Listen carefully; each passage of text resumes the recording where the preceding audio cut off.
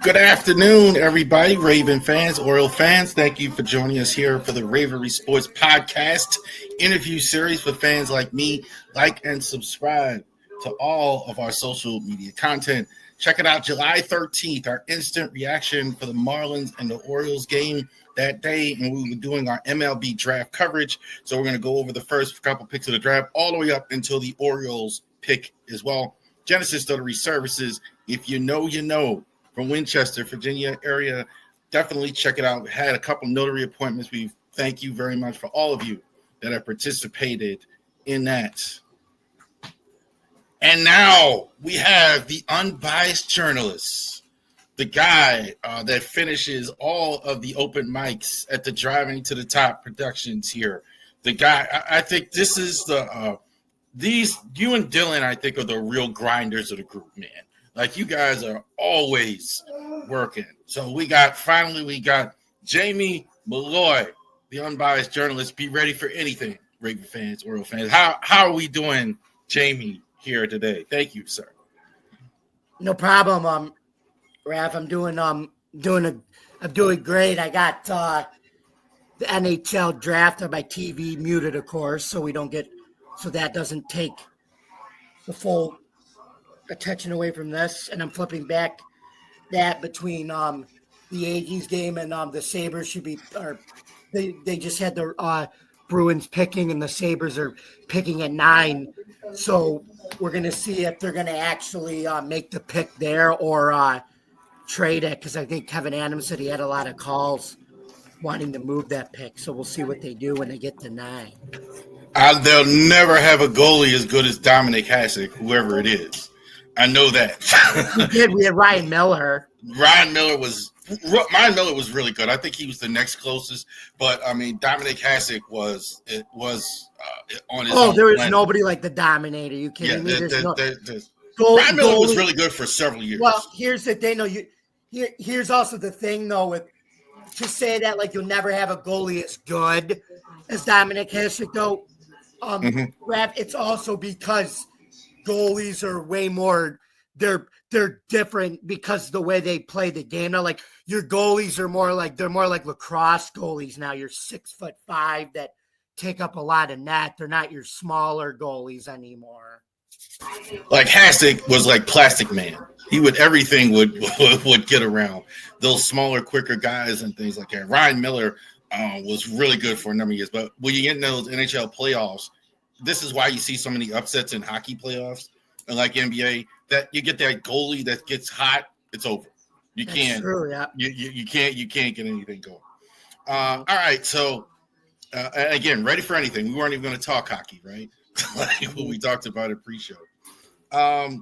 Let's talk about the Buffalo Bills here, right? So I've been saying that the Bills and the Ravens, I think, are the two teams that are going to meet in the AFC Championship here, have a good opportunity. Both teams, I think, have had great off seasons. I think both teams are benefiting from the Kansas City Chiefs, not being maybe as good. Where do you sit with what the Bills have done in the offseason? Yeah, I agree with that sentiment. But the one thing I think the Bills have done a good job with, and even though, like I said, 2 of these guys are suspended because of performance-enhancing drugs, but they had a plan after they lost to Kansas City. They said, look, our defense underachieved. We weren't really that big. We had a lot of smaller, athletic guys who could rush the pass, but we needed to get bigger and stronger in the trenches. And you saw in the draft, 7 of their 9 picks or whatever were on the defense. So, and that's what they made it a priority to get nastier and tougher on defense. They never really touched the offense because they feel like they like I said, Josh Allen did a lot. He kind of had to play Dan Marino last year. He had to do a lot with very little, and that's what he did. I think the offense kind of developed a little bit last year. I think the wide receiver, Khalil, I think really developed unexpectedly. They went out and got Jordan Palmer. I think the line, was better than they thought. What's going on with James Cook, though? The one name I didn't mention, holding out, looking for a bigger deal. If you want to protect Josh Allen, you're going to need that run game. What's going on with Cook as far as him in his situation right now? Well, I'll tell you the one positive thing is, though, he did end up participating in all the mini camps, and he did not hold out for any mini camp practice. He attended that and was a full participant. So I think he's looking at it now. He's starting to realize he'll come to the realization. I think I'll just play out my rookie year, and then we could talk about it after the year's over. I think he's like, I just want to win and do anything for this team, and play out my last year of the rookie deal. That's why I think he did that. What's the holdup? Why won't the Bills extend him? I would think that this is a guy that's a very important focal point for you. Why would you take the chance of not extending him? A couple reasons.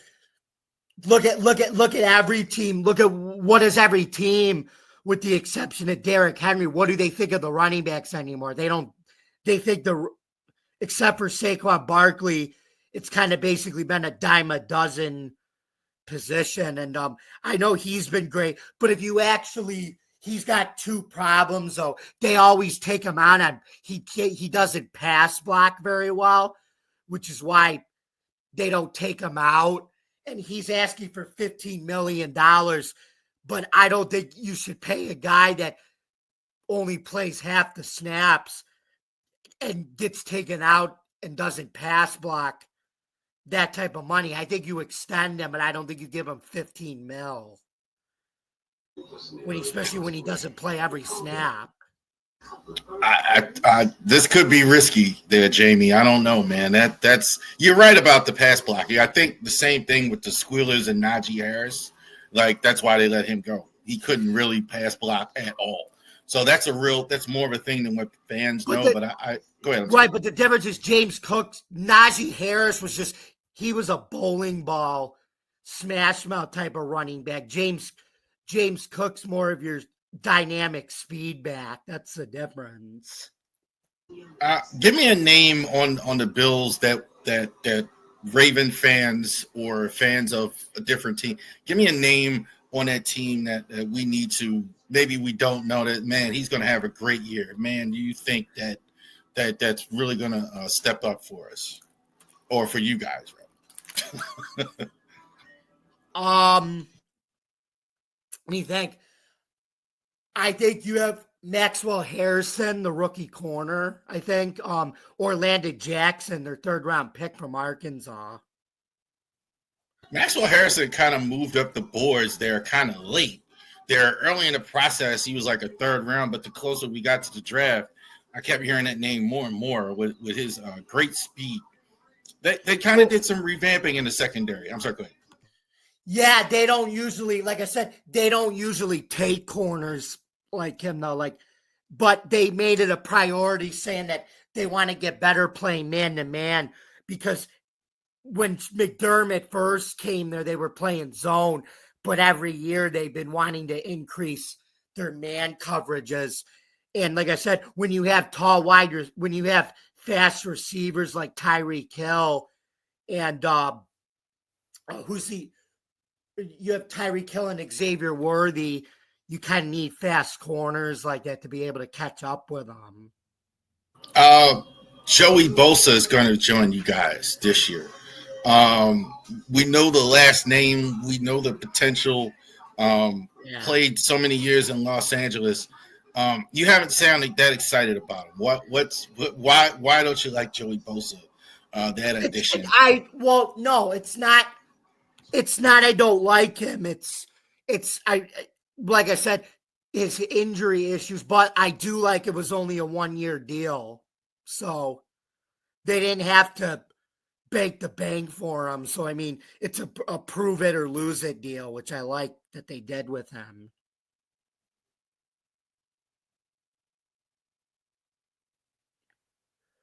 But I like the NFL's doing that, though. I like all these 1-year.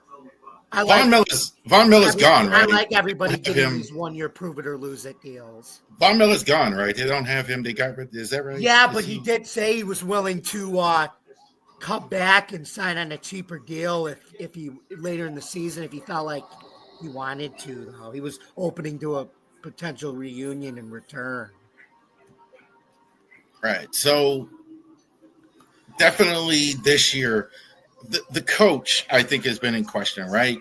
We kind of have the same thing in Baltimore where you have a defensive guy, a special teams guy, John Harbaugh, and an outstanding quarterback, offensively, Lamar Jackson. You kind of have the same thing. Any hot seat maybe for McDermott? How good is he going forward as far as extension and all that and other stuff? What do you think of the head coach? They already have him extended until 2027. So I mean, look, he's right, but call it what it is. He's the best coach that they've had in franchise history. Now I know, like I said, I know in the NBA, the Knicks fired Tom Thibodeau. Right. But this is the NFL. The NFL, like I said, the players don't entirely run the league like the NBA does. Like coaching, the NFL actually does think coaching matters a little bit more than the NBA does. So, but you said the greatest coach in Bills history, so better than Marv Levy, who led you to all those Super Bowls as well. Well. Yeah, because here's the thing that people forget about Levy. He was the thing with Levy. He's in the Hall of Fame and everything, but when they got to the Super Bowl, he never had the team. They were never focused. He never got them game ready. He never got them, prepared to like win that game all 4 years. When they went to the Super Bowl, he just never had the. They just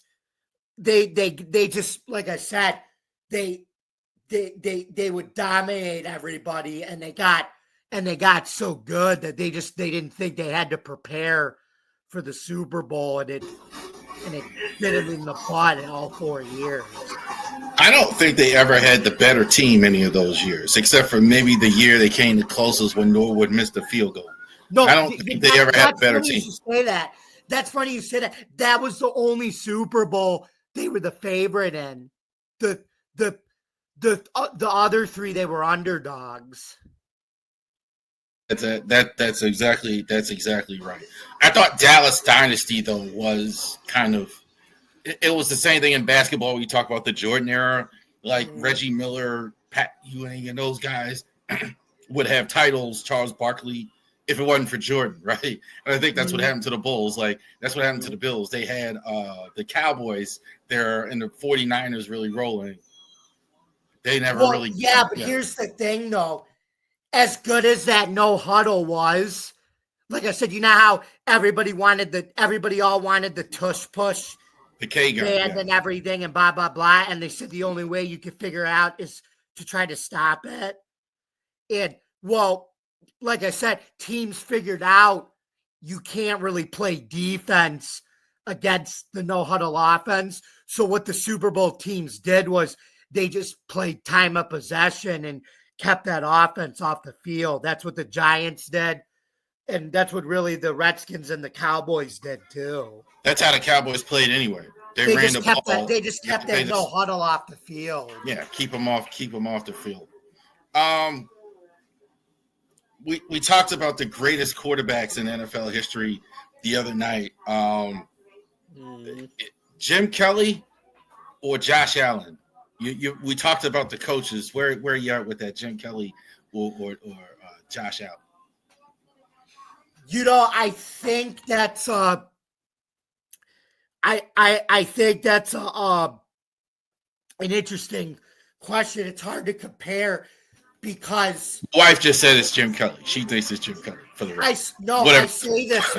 I say this though because it's a different era. Like I said, Kelly had the K gun, which I don't know if you know now that you can't actually run that offense anymore because if you run a no huddle now, you have to give the defense time to substitute, right. And they made that a rule because that offense they would snap the ball so quick that defenses, and like I said, Josh Allen's playing in an offensive era where, like I said, he doesn't need that to be good. You know what I'm saying? Like that's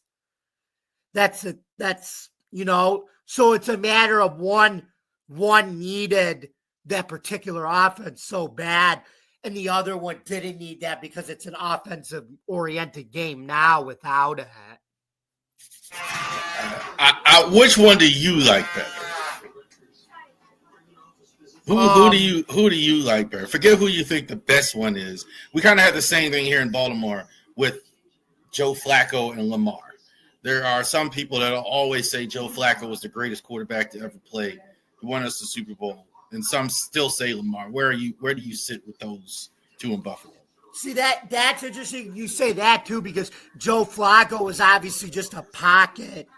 Mm-hmm. He was a pocket quarterback. He didn't nearly have the athleticism or the shit or the stuff that Lamar Jackson could do now, obviously. But that's obviously it's two different eras.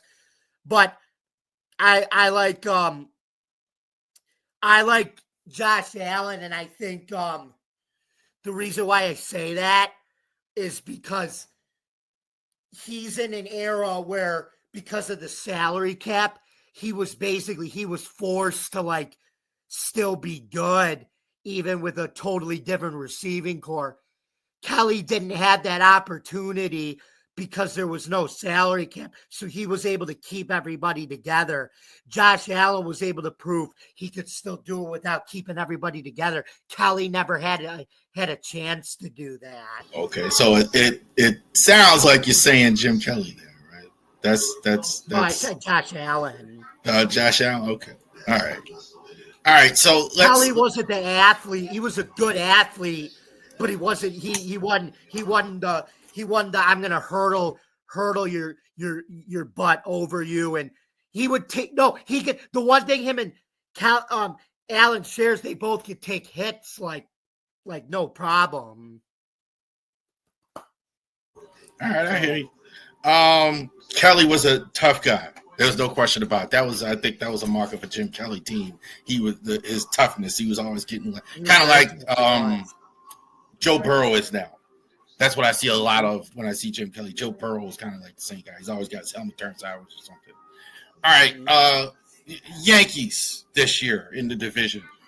I know how you feel about Juan Soto, right? Not being there. You're not a Soto guy at all, right? You're glad that he's gone, and I think that looks like the right decision considering what's going on this year, the way Dominguez has looked and all that. What do you think happens for the Yankees going down the stretch as far as their season is gone? They've been in first place most of the year.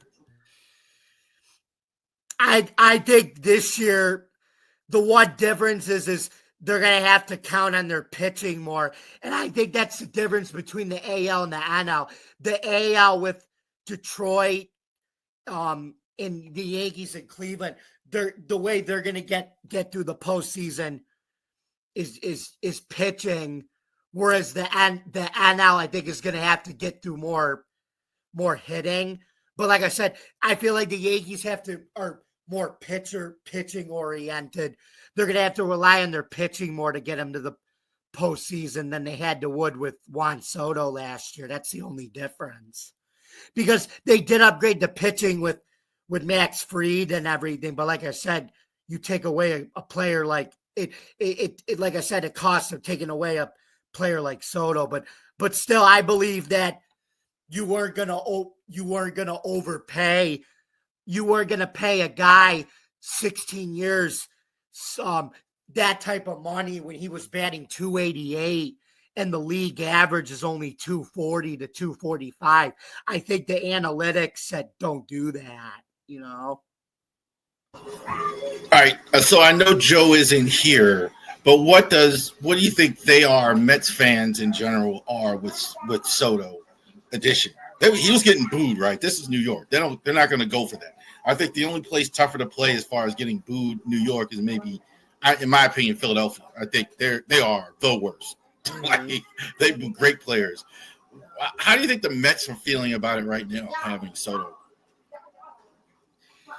It's interesting because he's starting to heat up, but I think Pete Alonso and them, I think they got to be thinking he's not really living up to this contract. Like, Alonso's probably thinking I'm making less than this guy, but I feel like it's still my team, and I'm still, like, even Francisco Lindor before he struggled, he's like, Alonso's feeling like I'm getting paid less to do more than what Soto's doing. He's probably thinking, what's going on here, you know? I think Pete Alonso's been the best first baseman in the NL so far. Like, I think without him, they really have been struggling in terms. Yeah, of but like I said, the funny thing is they paid him less for his extension than what they paid Soto, if you can believe that. I don't think they were even going to extend him. I don't know that they were even going to keep him. I think he stayed a free agent so long. It wound up working out. Obviously, he got the extension. But I thought they were going to swap. I thought he was going to go to the Yankees and Soto was going to go to the. So did I. That's a lot of people thought that. But no, they said we're going to keep him. You know. Judge now the season he's having. I thought earlier in the year he was the team. Him and Free. Like, there was nothing else going on. I mean, a lot of guys were struggling. Why do they pitch to Aaron Judge? That seems crazy to me. Why doesn't he get the Barry Bonds treatment where the Orioles, I think, walked him 2 different times in a game? Why don't more teams do that? I know you got some other guys having decent seasons. Chisholm has been really good. But to me, it's obvious. Like, you don't want Judge. I'd rather walk him. Where are you at with that? Well, see, here's the thing. Last year, like, they walked him, but they had Soto. I think they're looking at it like, if we walk him this year, they've got decent players, but they don't have anybody like that can follow up behind them, with the exception of Paul Goldschmidt and things like that. But they're not. Like I said, they're not fearing the lineup as much as they did last year, because when they walked last year, they feared them because they had Soto. But that's just what I think. But you're kind of making the point there, right? So you don't have Soto, because when you have Soto there, that makes all the sense. You can't do but so much of that with Soto there. Because Soto's gonna do almost as much damage. Now that he's gone, to me it makes more sense to put him on base and walk him. Right? Why are you not walking him there? Like, I kind of don't understand that. Well, Michael Kay and Paul O'Neill also said it's analytics and everything. You can only throw so many pitches in a game now that you can't really. It's basically wasting a pitch now because you're only, the way they're load managing these starters. That's probably why. That's a good point. Obviously, they didn't watch the College World Series where those guys were pitching 120, 130 innings. Right, but that's the modern day. Right, but then guess what happens when they get to the MLB? They don't pitch that much. That's exactly right. Now. Exactly right. And we got Sagano, Tom Sagano, the Orioles pitcher. He's not even. They're concerned now at this point for him. He was in Japan where they use 6-guy rotation. Like, stuff like that. It seems like guys are getting hurt more, but pitching less. Tommy John Corbin Burns just had Tommy John. We're still waiting on Grayson Rodriguez. We're still waiting on I mean, what's going on with Tommy John in baseball? Why are all these guys, if they're pitching less, getting hurt more? Well, no, load management ever since there was a stat that I think our buddy Jeremy B said. He said ever since load management, Tommy John surgery's actually statistically gone up because of that. But it's also because, like I said, they're coming in there throwing a lot harder. But because like I said, in college, they're letting them throw that much that when they get to the MLB, they're not throwing that much. And like I said, when you throw less like that, it screws up. Your arm's so used to going for so long that you have it. The arm can't adjust to that when you're only to less pitches in the MLB than more in college. I totally agree, and that's why I actually like so much the College World Series. It's so old school, right? Guys throw 120 pitches. In the minors, they certainly don't at all. I mean, they don't even let them go 6 and 7 innings like a lot of times. They'll take them out. Well, no, but here's the thing: a lot of these pitchers you know what it is. They're too good for the minors now because it's like why keep putting them in the minors when they're just throwing out? Why keep them in the minors when they're throwing 199 miles an hour? It's like you're wasting them in the minors. It's like they got to be in the MLB already throwing that. They're rock throwers, right? I hear you. Like we used to think, like, I wonder nowadays, you talk about Roger Clemens, like, would he even be considered like this flamethrower in the current landscape? He was like 94, 95-ish. Randy Johnson would, though. What Randy Johnson was at 100. Like, but like a Rocket, who's considered like this hard thrower, I don't know if he ever approached what these guys are currently doing as far as throwing baseball. Well, yeah, but think about it. Nolan Ryan was ahead of his time. He was doing that before anybody else was really doing that. And Goose Gossage was ahead of his time. And Justin Verlander, heck, his rookie year in 2006, he was ahead of his time. When he was with Detroit, he was throwing 101, 102. So I'm glad you went there back in the day. Let's talk about, should Pete Rose be in the Hall of Fame? If you were voting.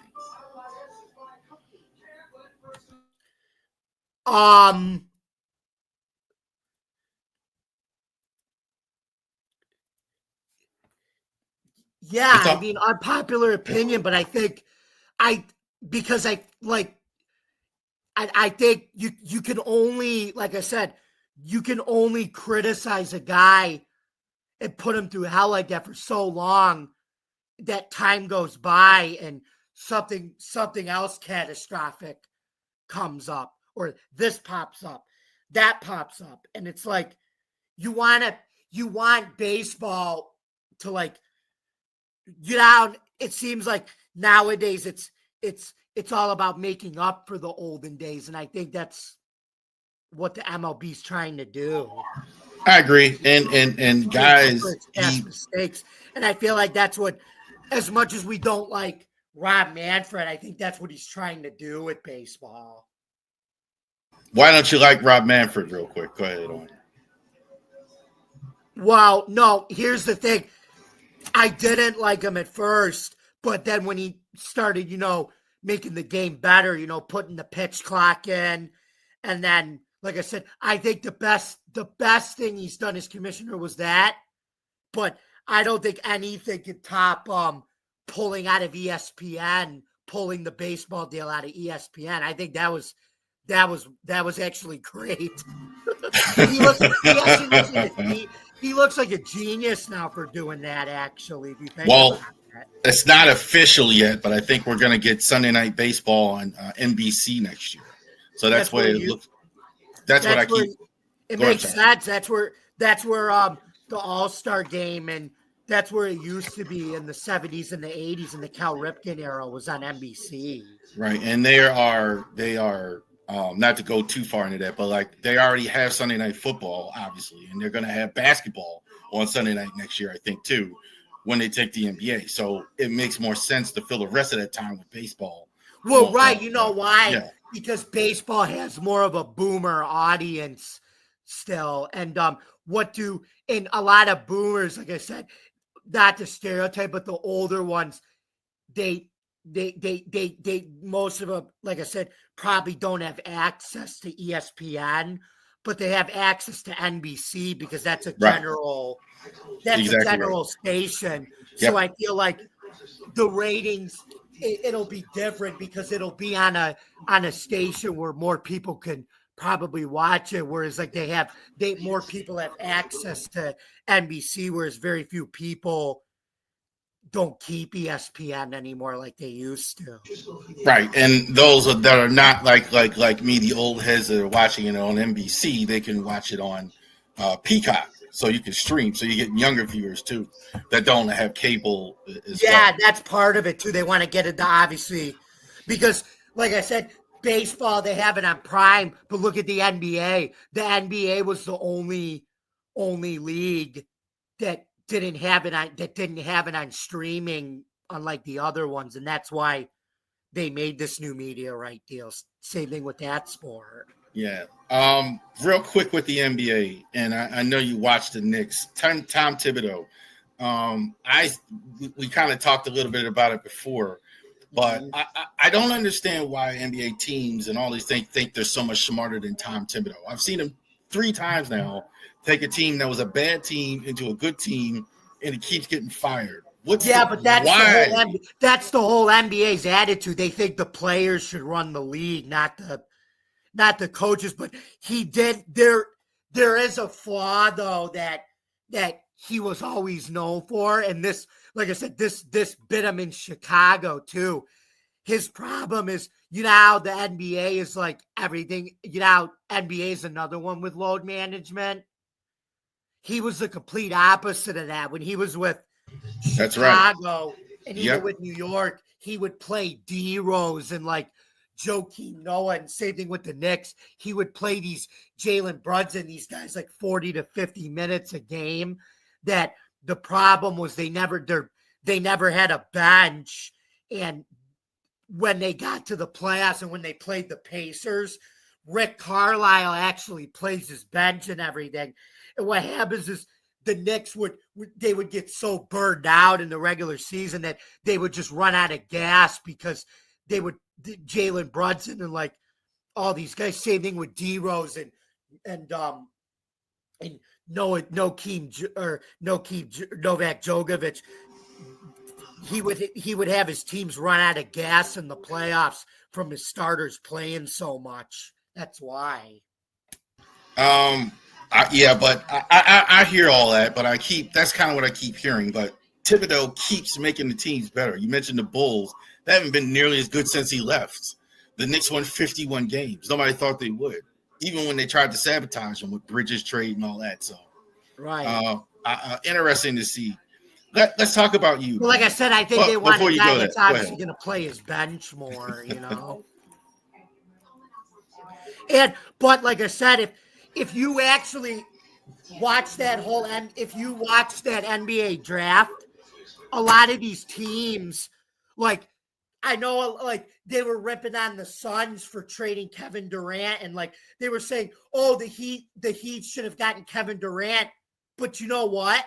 The NBA, if you look at the league now, it's like we don't need to go get we can build a core. We don't need to get a Kevin Durant or a who else? A Steph Curry, because those guys, like I said, those guys are passing the time. And look at the Thunder and the Pacers minus SGA and Tyrese Halliburton. Who did they have on their team that was like? Who did they have on their team that was like a big name guy? They didn't really have that, except that's all they had. They didn't. None of the other guys that weren't like these big name superstars. And I think the Knicks they're looking at it that way too. Like with this generation now, you don't have to get a Kevin Durant or a Kyrie Irving to build a core or a championship team. Like same thing with the Magic. Look at the Orlando Magic. They did it with a top 5 rookie core with Boncaro and some of their other rookie picks. And like I said, they were 500, but they still made the playoffs and gave Boston a hard time in the first round with no superstars, basically. I agree with you, and I think Riley was right to pass on Durant in there. I would have did. I agree with that. No, let's talk about. They can build a. They could continue to build with that young core, and they'll be fine. You know. Yeah, I agree. I agree. So, but let's talk about you for a second.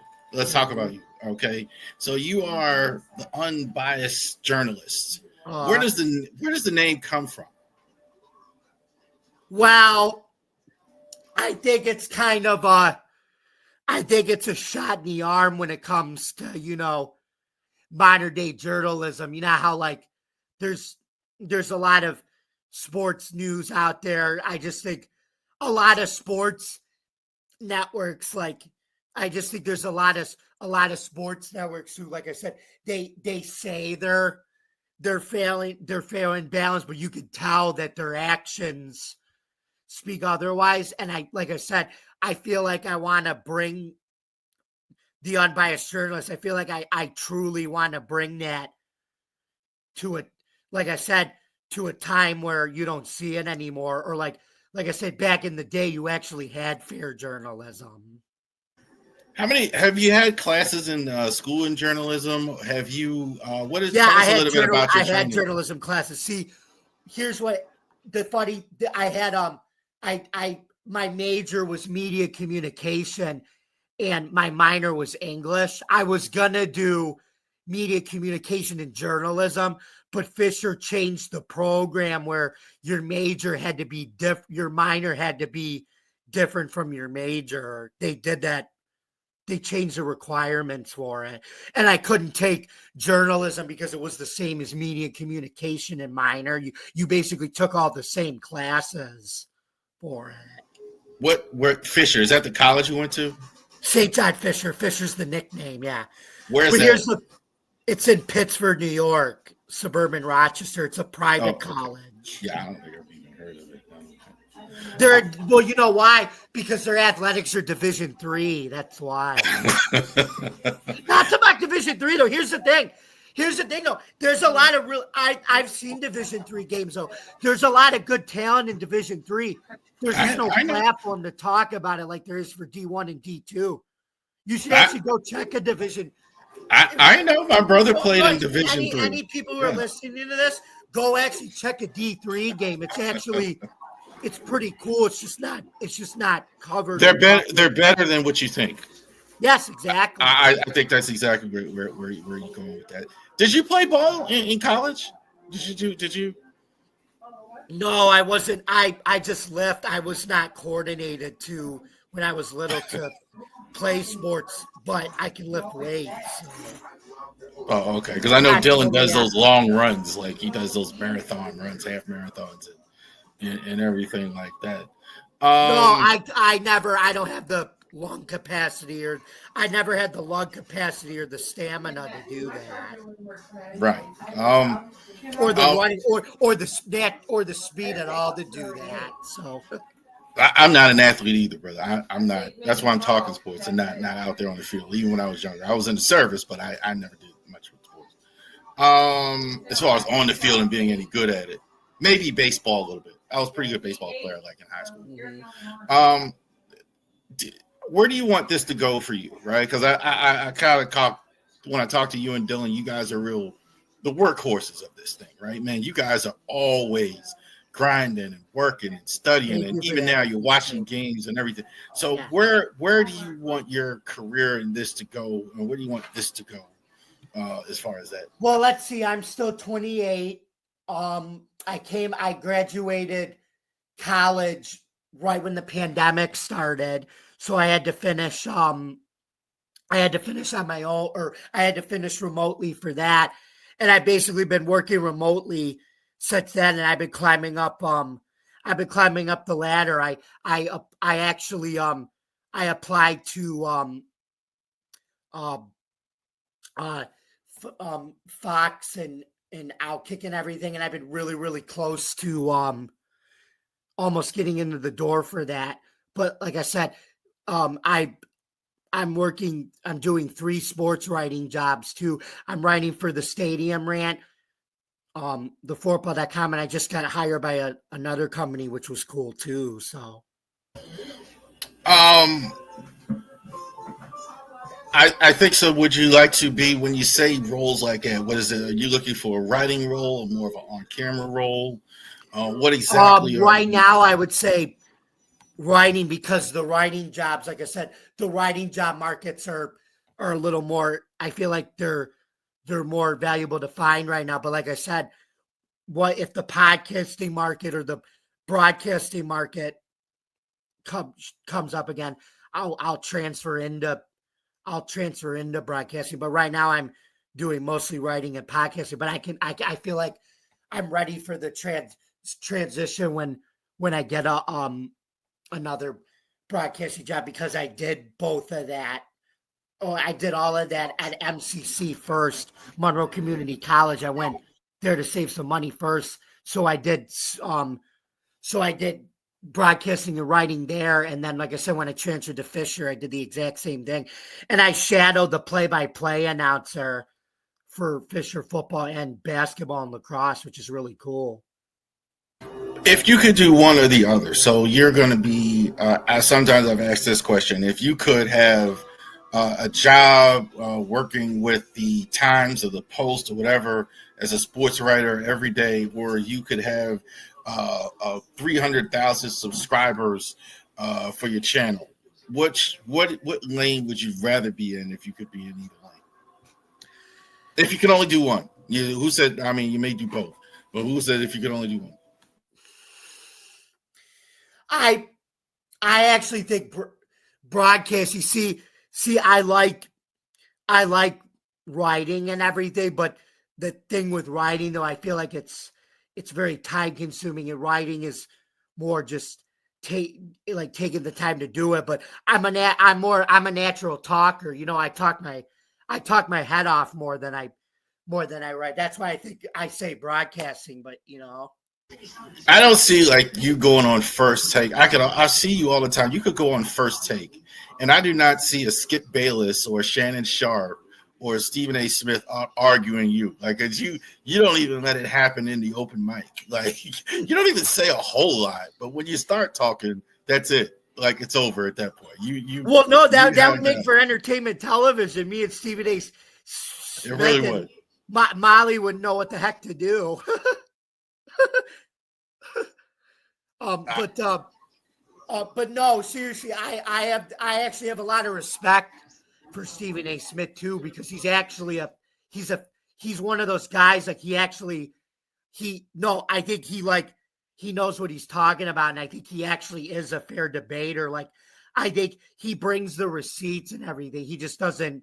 I feel like he does bring facts and receipts to come up with it, and it's not like Skip Bayless where he just comes up with a bunch of Skip Bayless isms and no. But it's much harder to do what he does than what people think. To get as far as he's gotten, it's hard. Yeah. But what was I'm sorry, go ahead. I didn't hear you. No, but I think Stephen A. Smith does bring the receipts and the evidence, though, as much of a yeller he is. That's why I give respect to him.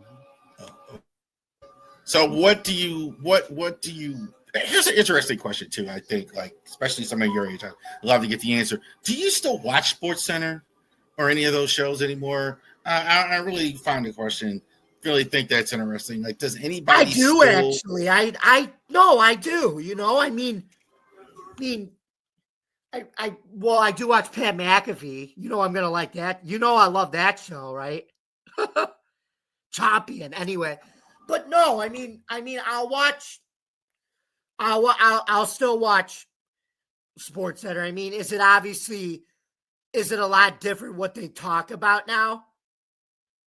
Yes, but when they do sports, they still do highlights and everything. The only thing I have a problem The only thing I think SportsCenter should improve on is, like I said, giving baseball more coverage. That's one of the reasons why baseball's deciding to part ways with ESPN, because they feel like they don't talk about it like they used to. I've never saw a commissioner do that. What Manfred did with the ESPN deal ended. I've never seen him just clown up a broadcast partner like that. They almost that's unprecedented. I can't ever remember that where they just. Well, no, but I mean, think about it. Think about it. We're in an era now where, like I said, the WNBA gets, even with that, no, with or without Caitlin Clark, the WNBA still gets talked about more than the MLB, and that's even without Caitlin Clark too, with or without her. And I don't have a problem with that. Like I said, and I don't have a problem with that. You part ways with something you don't talk about anymore, and you tap into a new market. It's business, The WNBA will not work. No, I'm telling you right now. No, they're actually thinking about next year replacing Sunday Night Baseball with Sunday Night WNBA. They're going to have to, and it ain't going to work. They want to do. Did you hear? They want to do Sunday Night WNBA. I know. Like one more time, it ain't going to work. Yeah, but think about it. You're still going to get better ratings for the WNBA on Sunday Night Baseball. Let me tell you why. Than you would for Sunday Night Baseball. Let me tell you why it's not going to work. I have 3 daughters that haven't even heard of the WNBA. Those are the ages you would want, right? Teenagers, young people watching women's basketball. They don't care anything about the WNBA. You know who's watching WNBA? Guys old like me, older who really don't need dunking and all that other stuff in the game. That's why it ain't going to work. Right, but what even though, like I said, it gets more publicity than Major League Baseball does now, though? I think they're trying to please the NBA. I think that's probably the main reason. And look, I respect Caitlin. I mean, you see Caitlin Clark. Caitlin Clark is, you've got to put 3 people on her or she's going to destroy you. Asia Wilson is a fantastic She does player. things even the guys' game can't do. That's what's so amazing. Oh, yeah. I'm not dissing that. I'm only talking about the greater interest in it. I don't think it's that many people interested in WA. It's extremely niche. Baseball is a much bigger. Did you see the video where she was going up against like a bunch of guys players and it went viral, and she was like she was like posting them and destroying them and everything. It was pretty cool to watch. On the channel, I talked about it when she played Maryland, and this is when she was at Iowa. And every time Maryland didn't put 3 people on her, forget it. She just destroyed you, period. Even when you did, she dished it off to somebody else wide open. She's got to be a punching bag. She's got to be the face of the league, but a punching bag at the same time. She's not going to be a punching anything. She's going to win MVP 4 or 5 times.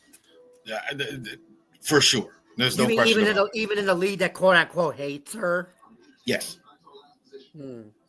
Everybody hated Kobe Bryant and Michael Jordan. Nobody liked Kobe Bryant. Nobody liked him. You can't. Yeah, but a lot of people say the hate for her is worse than those two. I don't know about that. You're talking about maybe the whole black-white thing. I mean, and the whole that's a whole nother thing. But I didn't want to get into that. No, but that's there. Yeah. But I'm talking about, like, nobody liked Kobe Bryant and Michael Jordan. Nobody liked them, even on his own team. Like, they didn't like them. And they didn't care. And that's what you could have with Caitlin Clark. She's that good. Doesn't matter if anybody likes her or not. All right. Tell the people where they can find you, Jake. Thank you. Jake, well, I do these interviews and I kind of have script. I didn't do one this time. I knew better than that because you're just going to say whatever you're going to say. So you tell the people where they can find you at, man.